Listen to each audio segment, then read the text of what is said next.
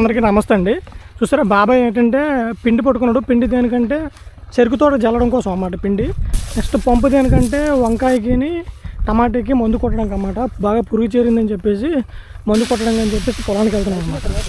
First పంటను తీసేసాము. పంట తీసేసిన తర్వాత మనకి ఇది కార్స్ అనమాట.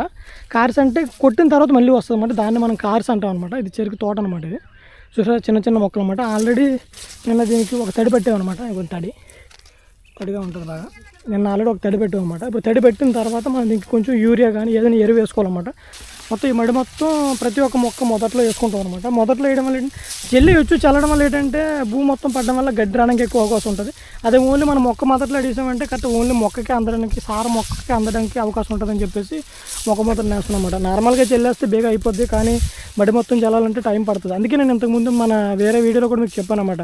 అయితే ఒక రైతు పని చేయాలంటే అయితే యాంత్రిక బలమైన ఉండాలి, లేకపోతే మనుషుల బలమైన ఉండాలి. సో రెండు లేకపోవడం వల్లే చిన్న చిన్న సాదా రైతులు నష్టపోవడానికి ఎక్కువ అవకాశం ఉంటుందన్నమాట.